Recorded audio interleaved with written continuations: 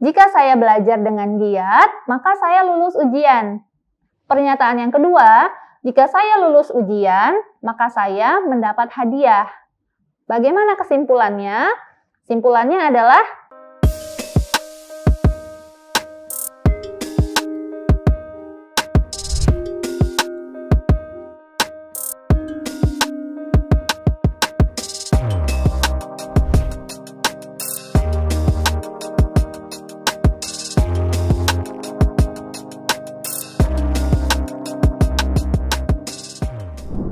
Assalamualaikum warahmatullahi wabarakatuh. Selamat berjumpa kembali di channel Kuliah Teknokrat bersama saya Marhamah Ulfa. Pada hari ini kita akan membahas tentang materi penarikan kesimpulan pada mata kuliah Logika Matematika. Sebelum memasuki perkuliahan, pertama-tama kita bahas dulu tujuan pembelajaran. Tujuan pembelajaran pada mata kuliah ini yang pertama, mahasiswa dapat memahami teknik menarikan kesimpulan. Yang kedua, mahasiswa dapat mengambil keputusan tentang penarikan kesimpulan dengan benar. Nah, kita memasuki materi ya. Yang pertama, kita bahas dulu definisinya. Sebuah argumen dikatakan sahih atau valid dalam hal ini jika konklusinya benar, bila mana semua hipotesisnya benar. Jadi dikatakan kesimpulan tadi ya benar, kalau semua hipotesisnya juga benar. Sebaliknya, sebuah argumen dikatakan salah atau tidak sahih kalau memang tadi konklusinya salah dan juga setiap argumennya bernilai salah. Dalam hal ini, argumen adalah suatu deret proposisi yang dapat dituliskan sebagai bentuk sebagai berikut. Jadi ada P1, P2, sampai seterusnya sampai Pn yang kemudian dapat disimpulkan di situ kesimpulannya adalah Q, di mana P1 itu adalah premis pertama, P2 adalah premis kedua, dan seterusnya. Nah, di sini P1, P2 sampai Pn disebutnya hipotesis atau premis, dan Q disebut konklusi atau kesimpulan. Kita bahas bentuk penarikan kesimpulan atau inferensi. Ada beberapa bentuk ya. Yang pertama yaitu modus ponen. Nah, modus ponen ini ada dua premis yang digunakan, yaitu premis 1, P jika P maka Q, ini harus bernilai benar. Kemudian premis yang kedua, P saja, ini juga harus bernilai benar. Maka konklusinya atau kesimpulannya adalah Q. Ini juga akan memberikan hasil yang bernilai benar. Dalam hal ini, modus ponen merupakan penarikan kesimpulan yang sah. Sebab pernyataan yang tadi ya, jika P maka Q dan P itu memberikan kesimpulan Q. Ini bersifat tautologi. Nah, ingat ya, tautologi adalah jika kita membuat sebuah tabel kebenaran, maka di situ nanti kesimpulannya akan bernilai benar semua. Nah, ini disebut dengan tautologi. Silahkan dicek dengan menggunakan tabel masing-masing ya. Sebagai contoh, saya berikan sebuah kalimat. Misal di sini, jika 20 habis dibagi 2, maka 20 adalah bilangan genap. Kemudian, 20 habis dibagi 2. Karena itu, 20 adalah bilangan genap. Nah, dalam hal ini untuk memudahkan kita membuktikan apakah ini benar atau tidak, kita misalkan dengan P, jadi kalimat yang pertama kita misalkan P, yaitu 20 habis dibagi 2. Kemudian yang kedua, kita misalkan dengan Q, yaitu 20 adalah bilangan genap. Sehingga, tadi kan kalimat yang pertama, jika 20 habis dibagi 2, maka 20 adalah bilangan genap. Ini adalah bentuk jika P, maka Q. Kemudian kalimat yang kedua, 20 habis dibagi 2. Ini adalah P. Sehingga kesimpulannya adalah Q. Q tadi apa? Q itu adalah 20 adalah bilangan genap. Sehingga kesimpulan ini bernilai valid. Kesimpulan Q tadi ya, bernilai valid. Kemudian masuk ke bentuk yang kedua, yaitu modus tollens. Nah, modus tollens ini memiliki dua premis juga. Premis yang pertama yaitu P maka Q. Nah, sama dengan modus ponen ya. Premis yang pertama sama-sama jika P maka Q. Ini harus bernilai benar. Kemudian, premis yang kedua itu negasi Q. Sehingga kesimpulannya adalah negasi P. Nah, dalam kasus ini, modus tollens merupakan penarikan kesimpulan yang juga sah. Kenapa? Karena bentuk yang kita tadi, jika P maka Q dan juga negasi Q yang memberikan kesimpulan negasi P itu merupakan tautologi juga. Bagaimana contohnya? Kita bahas. Misalnya, kita memiliki sebuah kalimat, jika N adalah bilangan ganjil, maka N kuadrat bernilai ganjil. Ini kalimat yang pertama. Kalimat yang kedua, N kuadrat bernilai genap. Sehingga kesimpulannya, maka N bernilai genap. Kita partisi seperti yang sebelumnya. Kita misalkan P itu adalah N bilangan ganjil. Kemudian Q itu adalah N kuadrat bilangan genap. Sehingga kalimat yang pertama tadi, jika N bilangan ganjil, maka N kuadrat bilangan ganjil. Ini adalah P, jika P maka Q. Kemudian Q itu adalah N kuadrat bernilai genap, sehingga di situ premis yang kedua negasi Q. Maka memberikan kesimpulan yaitu hasilnya adalah negasi P. Di mana P tadi bilangan ganjil, maka kesimpulannya adalah negasi P, N adalah bilangan genap. Karena lawan dari ganjil, genap ya, tidak ada bilangan tengah-tengah antara genap dan ganjil. Kesimpulan ini bernilai valid. Yang berikutnya, bentuk penarikan kesimpulan yang ketiga yaitu silogisme. Nah, silogisme ini nih yang paling sering. Terdiri dari dua premis. Di situ premis yang pertama ada jika P maka Q. Premis yang kedua, jika Q maka R. Dengan kedua premis ini bernilai benar. Maka kesimpulannya adalah jika P maka R. Jadi bagian yang sama di situ kan ada Q ya. P maka Q. Q maka R, bagian Q-nya kita buang sehingga konklusinya adalah P maka R. Silogisme merupakan penarikan kesimpulan yang juga bernilai sah sebab hasil kita tadi ya, P maka Q dan juga Q maka R yang memberikan kesimpulan P maka R itu bersifat tautologi juga.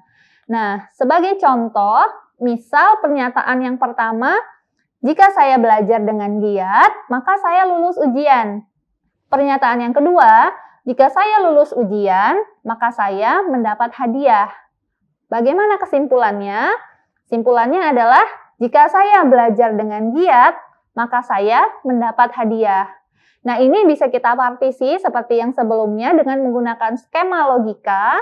Jadi, P-nya adalah saya belajar dengan giat, kemudian Q-nya adalah saya lulus ujian, R-nya adalah saya mendapat hadiah. Sehingga tadi pernyataan yang pertama, jika saya belajar dengan giat, maka saya lulus ujian. Ini adalah P maka Q. Kemudian pernyataan yang kedua, jika saya lulus ujian, maka saya mendapat hadiah. Ini adalah Q maka R. Maka kesimpulannya bagian Q-nya kan kita buang tadi ya. Sisanya adalah P maka R. Kesimpulan ini juga bernilai valid, di mana P maka R itu kita ubah menjadi sebuah kalimat ya, sesuaikan dengan tadi, dengan skemanya, menjadi sebuah kalimat, jika saya belajar dengan giat, maka saya mendapat hadiah. Kita masuk ke bentuk yang keempat, yaitu silogisme disjungtif. Nah, bentuk silogisme disjungtif ini juga terdiri dari dua premis, yaitu premis yang pertama, P atau Q. Premis yang kedua, negasi P. Kedua premis ini bernilai benar dan memberikan kesimpulan yaitu Q saja. Di mana Q ini bernilai benar juga. Nah, silogisme disjungtif ini juga merupakan penarikan kesimpulan yang sah, di mana P atau Q dan juga negasi P yang memberikan kesimpulan Q itu adalah merupakan tautologi.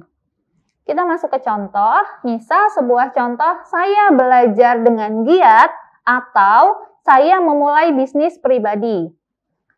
Saya memulai bisnis pribadi tahun depan ya. Kemudian pernyataan yang kedua, saya tidak belajar dengan giat. Nah, dalam hal ini penarikan kesimpulan yang sah yaitu saya memulai bisnis pribadi tahun depan. Nah, dari mana? Kita buat skema logikanya terlebih dahulu. Pertama-tama kita tentukan P. P itu adalah saya belajar dengan giat. Kemudian Q-nya saya memulai bisnis pribadi tahun depan. Nah, dalam hal ini kalimat yang kita miliki adalah saya belajar dengan giat atau saya memulai bisnis pribadi tahun depan. Ini adalah P atau Q. Pernyataan yang kedua yaitu saya tidak belajar dengan giat. Ini adalah negasi P. Sehingga kesimpulannya adalah Q. Q itu adalah saya memulai bisnis pribadi tahun depan. Nah, kesimpulan ini juga bernilai valid. Kita masuk ke bentuk penarikan kesimpulan yang terakhir. Yang kelima ya, ini adalah simplifikasi. Simplifikasi terdiri dari satu premis saja. Di sini ada P dan Q. Kalau ada sebuah premis P dan Q, maka bisa kita simpulkan di situ P saja atau Q saja. Dengan kesimpulan ini harus bernilai benar juga. Dalam kasus ini, simplifikasi ini juga bernilai sah ya, karena ini juga merupakan sebuah tautologi. Nah, sebagai contoh, misal ada sebuah kalimat, Tony adalah mahasiswa UIN dan mahasiswa Undip misalnya. Jadi Tony adalah mahasiswa UIN dan juga mahasiswa Undip. Maka penarikan kesimpulan yang pertama bisa kita katakan bahwa Tony adalah mahasiswa UIN dan penarikan kesimpulan yang kedua yaitu Tony adalah mahasiswa Undip. Kita pilih salah satu. Dengan skema logika, P itu adalah Tony mahasiswa UIN, kemudian Q itu adalah Tony mahasiswa Undip. Sehingga berdasarkan ekspresi logika, P dan Q memberikan kesimpulan P itu merupakan kesimpulan yang sifatnya valid. Di mana P di sini adalah Tony mahasiswa UIN. Seperti itu. Mudah kan ya? Nah, saya berikan sebuah contoh di mana di sini ada beberapa kalimat. Jadi bisa jadi kita menemukan sebuah kasus nanti tidak hanya ada dua premis. Kalau tadi kan saya mencontohkan masing-masing bentuk itu ada dua premis atau satu premis ya.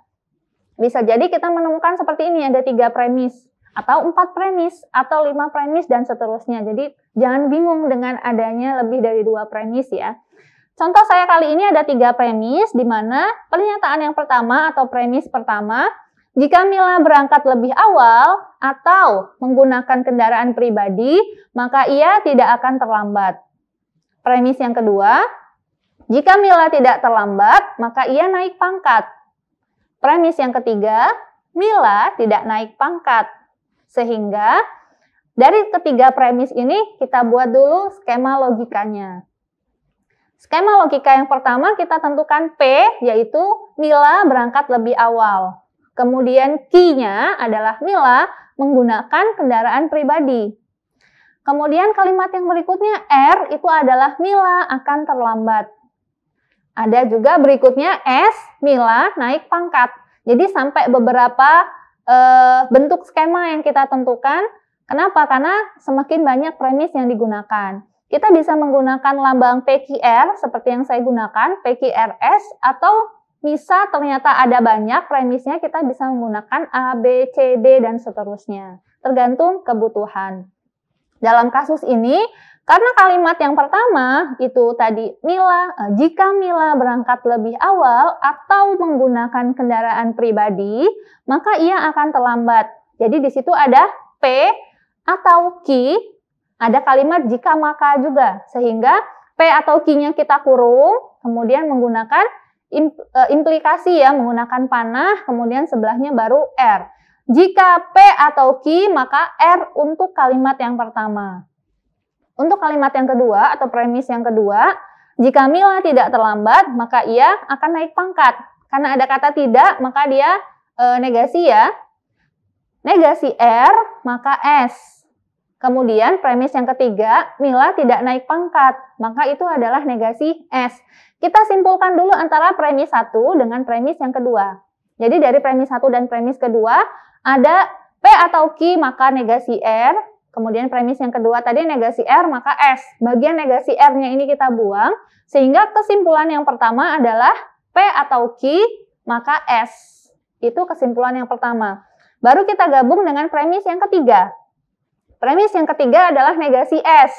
Sehingga dari kesimpulan pertama tadi, P atau Q maka S, kemudian premis berikutnya negasi S. Sehingga ini menggunakan teknik modus ponen ya, modus ponen, modus tolen. Ini tolen ya karena negasi ya. Nah, karena ada negasi maka kesimpulan kita juga bentuknya negasi. negasi dari P atau Q. Maka secara kalimat lengkap bisa kita simpulkan bahwa tidak benar bahwa Mila berangkat lebih awal atau menggunakan kendaraan pribadi. Jadi karena ada negasinya, di bagian depan kalimat kita tambahkan kata tidak benar. Di situ masih menggunakan atau ya. Nah sebenarnya kesimpulan yang tadi memiliki bentuk yang lain atau bentuk ekuivalensi. Negasi dari P atau Q itu setara atau ekuivalen dengan negasi P dan negasi Q. Sehingga kalimat kita tadi ya yang kesimpulan menyatakan bahwa tidak benar bahwa Mila berangkat lebih awal atau menggunakan kendaraan pribadi bisa kita ubah. Ini nilainya setara dengan negasi P dan negasi Q. Atau Mila tidak berangkat lebih awal dan tidak menggunakan kendaraan pribadi. Jadi karena ada negasi, maka tadi bentuk atau berubah menjadi dan. Mila tidak berangkat lebih awal dan tidak menggunakan kendaraan pribadi. Demikian materi kita pada hari ini. Mudah kan ya? Ada 5 jenis bentuk penarikan kesimpulan yang bisa kita gunakan. Jadi masing-masing bisa kita pelajari dan bisa kita gabungkan dalam menyelesaikan sebuah permasalahan di soal. Terima kasih sudah belajar dengan baik. Saya cukupkan perkuliahan kita hari ini. Assalamualaikum warahmatullahi wabarakatuh.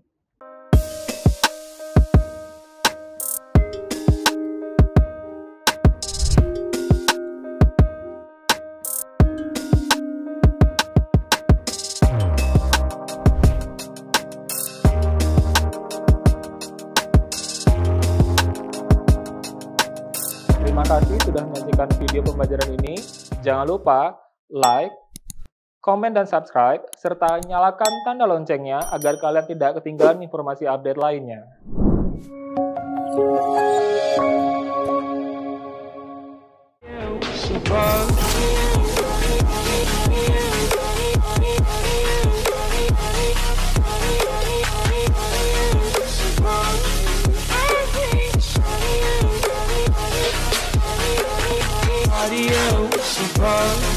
I hate body.